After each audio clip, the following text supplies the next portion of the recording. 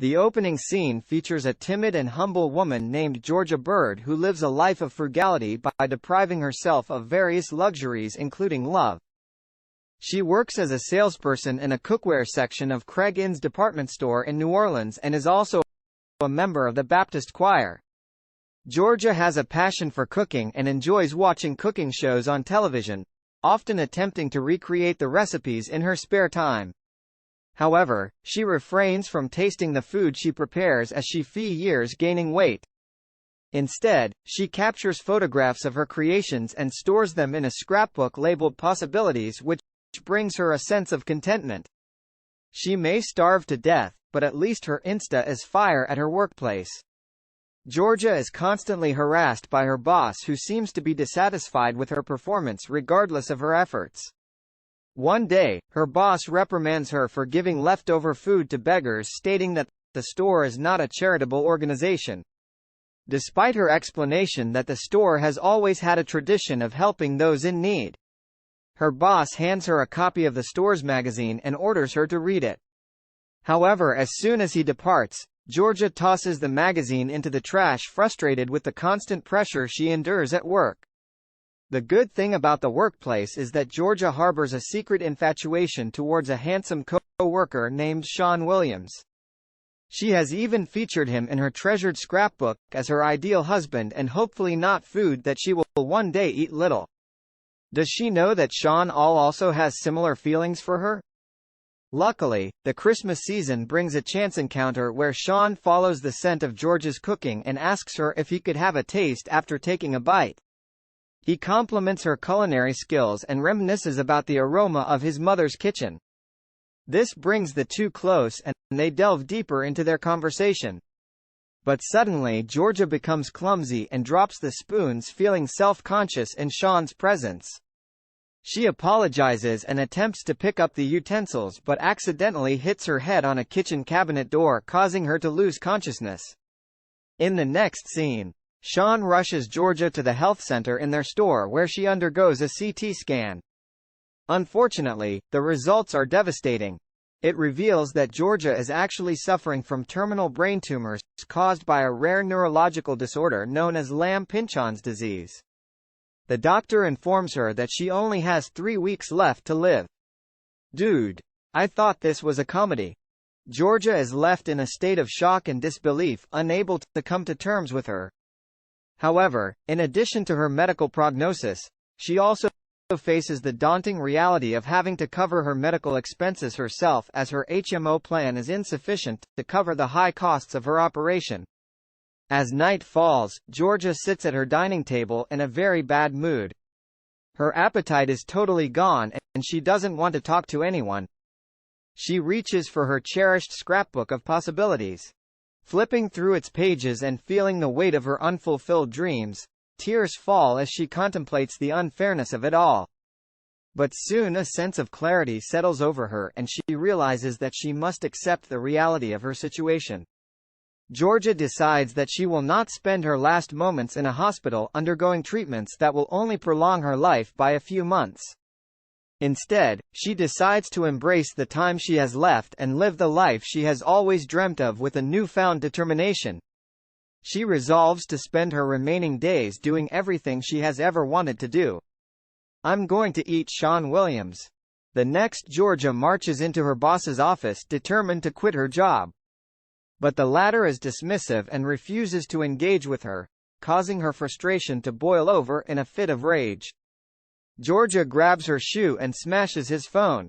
She then stands up to him and declares her resignation, despite her boss's efforts to keep her on board by offering a raise. Georgia remains resolute and walks out of the store ready to pursue her passions following this. She heads to the bank to liquidate all of her assets, determined to live the luxury serious life she has always wanted with the clock ticking. She knows that she must make every moment count. Then Georgia embarks on her dream vacation at the luxurious Grand Hotel Pup in the Czech Republic spa city of Karlovy Vary. During her flight, she encounters some inconvenience with the man seated in front of her and expresses her displeasure to a flight attendant unable to resolve the situation alone. The flight attendant seeks the help of a senior colleague who offers Georgia a first-class seat as a solution. She instantly switches to her first class as money isn't the issue for her anymore. There, Georgia gets served with an exotic wine and a big turkey upon landing. Georgia waits for a taxi to take her to the hotel, but she is impatient. So she decides to rent a helicopter instead. As she arrives at the hotel, people start to wonder who this important-looking figure is. She walks into the reception to check into a room but learns that it isn't ready yet as she arrived earlier than expected. Georgia requests any available room and has offered the presidential suite that costs $4,000 a night. Regardless, Georgia doesn't mind the price and pays for it, which makes her attract more attention to herself. My word, Miriam, that woman is positively flushed later while waiting to be checked into her room. Georgia spots the owner of the store she used to work at. He is Craig, and an eccentric millionaire who always spends his Christmas at the same hotel. She learns from a hotel staff member that Craig is with his mistress and that they will soon be joined by a Louisiana powerbroker, Senator Dealings, and Congressman Stewart following her arrival at the luxurious Grand Hotel. Pup Georgia's determination to live the rest of her life to the fullest is apparent as she indulges in a designer's wardrobe and takes full advantage of the hotel's spa services. Her sense of adventure leads her to attempt snowboarding and base jumping off of a dam, all while relishing in the delectable meals prepared by the famous chef Did here. Despite all this, Georgia remains kind-hearted and honest, which is appreciated by the hotel staff with the exception of the unfriendly guest services manager, Ms. Gunther. Meanwhile, back in Georgia's hometown, Sean grows increasingly concerned about her absence and seeks answers from the doctor. The news of her terminal illness comes as a shock to him. Alarmed, Sean goes to her house to check on her but doesn't find her there. Instead, Georgia's nephew approaches him and shows him Georgia's scrapbook revealing about her trip to Europe as well as her feelings for him. With this revelation, Sean becomes more determined to get her back. So he makes the decision to fly to Europe. On the other hand, Cregan and the other influential people are having their dinner when Stewart can't help but notice Georgia's beauty and charm. Intrigued, they decide to approach her and learn more about her. They join her at her table and strike up a conversation. Senator Dealings and Congressman Stewart are particularly interested in her plans for the weekend and agree to join her in whatever she has in mind as they chat. Cregan becomes increasingly suspicious of Georgia's motives and wonders if she has any intention of harming his business.